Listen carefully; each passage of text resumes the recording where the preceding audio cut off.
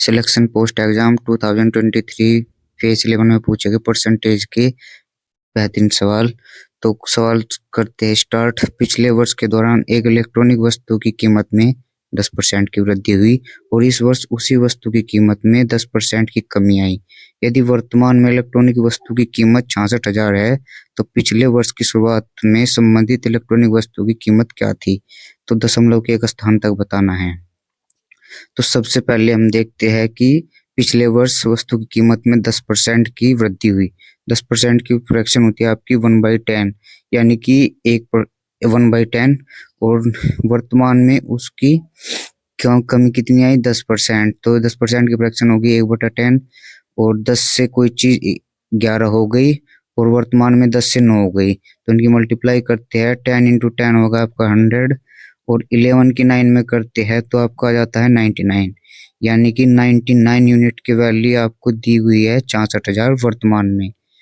तो अभी पूछा है पिछले वर्ष, यानी कि 99 यूनिट की वैल्यू आपकी 66,000, तो आपसे पूछा है 100 की वैल्यू।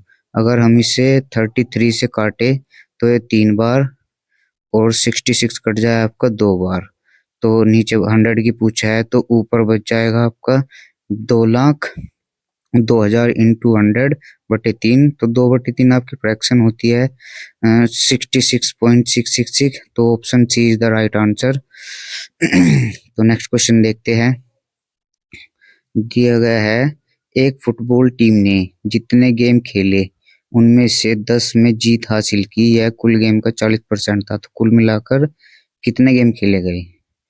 तो यानी कि अगर उसमें से अगर हम टीम में माने कुल गेम वो 100 थे, तो 100 में से 40 गेम खेले, 40% गेम खेले, 40% की वैल्यू दी हुई है आपको 10।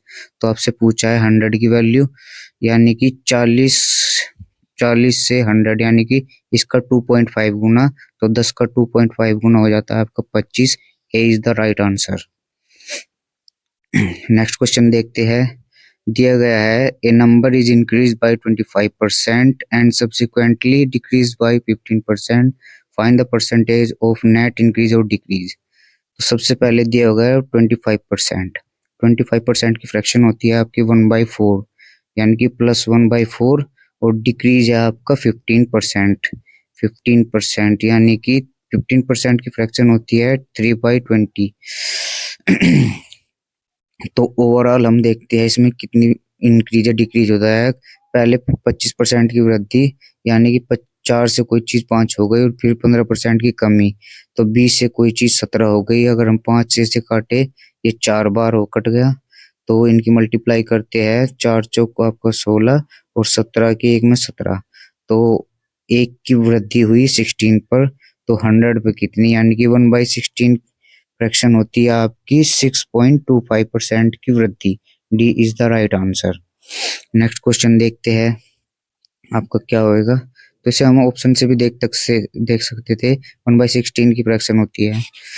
यदि किसी भिन्न के अंश को 12% की वृद्धि की जाती है, a number if the numerator of a fraction increased by 12% and the denominator is reduced by 8%, it given a new fraction 16/17, what is the original fraction?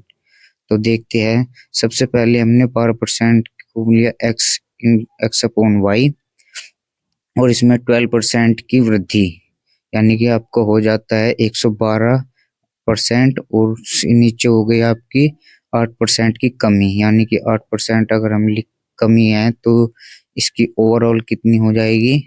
तो ये हो जाएगा 92%, और जिसकी वैल्यू दी गई है 16/17।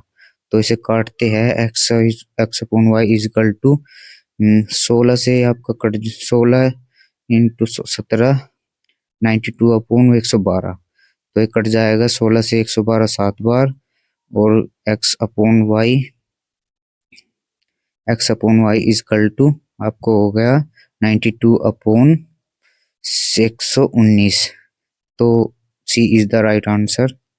नेक्स्ट क्वेश्चन देखते हैं। एक टेस्ट में 50 छात्रों का औसत स्कोर 44 है। कुल छात्रों में से 40% छात्र लड़कियां है और शेष लड़के हैं। लड़कों का औसत स्कोर लड़कियों के औसत स्कोर की तुलना में 20% कम है। लड़कियों का औसत स्कोर क्या है। तो इसे देखते हैं। अगर हम इसे उससे करते हैं फर्स्ट तरीके से, तो एलिगेशन लगाते हैं इसमें। गर्ल है 40%, तो बॉयज हो गया आपके 60%। इससे काटेंगे 3 बार और 20 से काटेंगे 2 बार, तो इनका रेशियो आ गया। तो इनका औसत दिया है इनका, ये 20% कम है लड़कियों के औसत से। अब 20% की फ्रैक्शन हो गई आपकी 1/5। अगर ये 100 है तो ये 80 होगा, तो ये 20 से कट जाएगा 4 बार, और ये 4:5 इनका रेशियो आ गया। तो हमें इनका औसत बताना है बॉयज और गर्ल का। तो बॉय का आता है 4x और गर्ल का आता है 5x। तो ओवरऑल लड़कों का औसत 44 है। तो इससे देखते हैं हम, इनका रेशियो दिया गया है 3 और 2, तो उनका 44 है। तो 44 में क्या नाम जी, हम इनकी मल्टीप्लाई करते हैं। 4x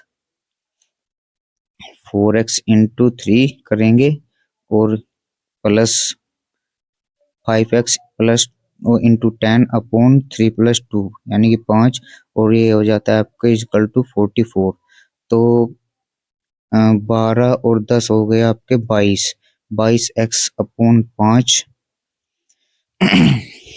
और ये इससे कट जाएगा, या मल्टीपल से भी जा सकते हैं हम, इससे 5 का मल्टीपल होगा, यानी कि B is the right answer, जो कि ऑप्शन में कोई भी 5 का मल्टीपल नहीं है। तो नेक्स्ट क्वेश्चन देखते हैं। On reducing the entry fees by 25% in a museum, the number of people coming to the museum increased by 50%. Find the percentage increase or decrease in the collection of the entry fees. तो सबसे पहले हम देखते हैं 25%, यानी कि इनका अगर हम इसमें वो लगाए effective rate, A minus B का फॉर्मूला होता है इफेक्टिव रेट का। तो A plus A minus B minus A B upon 100। तो 50 माइनस 25 माइनस 25, वो 50 इंटू 25 अपॉन 100। तो ओवरऑल इफेक्टिव रेट कितनी हो जाती है कट के, 25 माइनस ये 2, इससे 2 बार कट जाएगा, और ये 12.5। तो 12.5 की ओवरऑल परसेंटेज फ्रैक्शन की वृद्धि आ गई। नेक्स्ट क्वेश्चन देखते हैं। 13 the average marks of 13 student is 67। If the average marks of the first 7 student is 61 and that of the last 7 is 65, then the number, sorry क्या हो गया, तो the last 7 is 65, then the marks of the 7 student is, यानी कि हमें बताना है कि 7वें विद्यार्थी के अंक क्या है। तो देखते हैं कि 13वें विद्यार्थियों का औसत अंक 67 है। यदि पहले 7 का विद्यार्थियों का औसत 61 है, तो अंतिम 7 विद्यार्थियों का औसत अंक 65 है। तो 7वें विद्यार्थी के अंक क्या होंगे। चलिए इसे सोल्व करते हैं एवरेज के क्वेश्चन को। तो दिया गया है इनका औसत, अगर हम इनको ओवरऑल 61 इंटू 7 करते हैं, प्लस 65 इंटू 7 करते हैं, तो आपका आता है इसमें मल्टीप्लाई करके, और -1 करते हैं 13 इंटू 67।